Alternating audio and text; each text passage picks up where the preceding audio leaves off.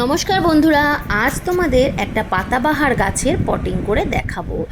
তো দেখো কত ছোট একটা টবের মধ্যে কত বড় একটা গাছ, আর আমি যে টবটা নিয়েছি সেটা কতটা বড়। তো এটা অনেক দিন ধরে ওই ছোট টবের মধ্যেই ছিল। তা আজকে আমি ফাইনালি একটা টব জোগাড় করতে পারলাম, কারণ ওটাতে অন্য একটা গাছ ছিল, সেটা আমি সরিয়ে দিয়েছি। তাই ওই টবটা ফাঁকা পেয়েছি এবং সেটাতে আজকে পটিং করব। তো আমি নিয়ে নিয়েছি কিছুটা পুরনো মাটি, দেখতেই পেলে ওই মাটিগুলোকে আমি রোদ্রে শুকিয়ে একদম শুকনো করে নিয়েছিলাম। আর তার সাথে আমি দিলাম পরিষ্কার বালি, ভার্মি কম্পোস্ট, নিমখোল আর সামান্য ফুরাডন। যা শামুকের উপদ্রব হচ্ছে, এটা দিলে শামুকের উপদ্রবটা কমে যাবে। এবার এটাকে বেশ ভালো করে মিক্স করলে আগাছা আবর্জনা অনেক বেরিয়ে আসে। তো এটা ভালোভাবে মিক্স করে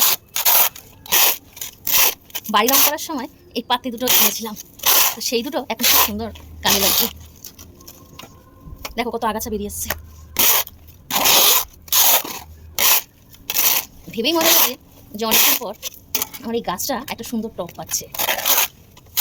যাই হোক, এবার আমি এর মধ্যে মাটি ভরে দিচ্ছি। একবার ভরেই অনেকটা ভরে গেছে। তো আগে টবটা বসিয়ে নিই, কারণ এর মধ্যে তো মাটি আছে। ওয়াও, কি দারুণ হয়েছে দেখো। দাঁড়া, কিছু অন্য গাছও এর মধ্যে হয়ে গেছে, সেগুলো একটু তুলে ফেলে দিই, ঠিক আছে? তারপরে তোমাদের দেখাচ্ছি।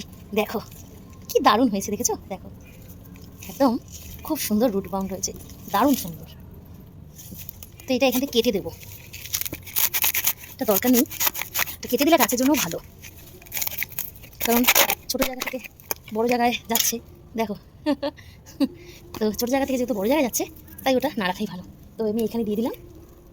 আমার ভেবেই মজা লাগছে, এতদিন পর একটা ভালো সুন্দর একটা জায়গা দিতে পারলাম। মাটির ছেলায় পড়েই যাচ্ছে, দাঁড়াও ভালো করে মাটি দিতে হবে।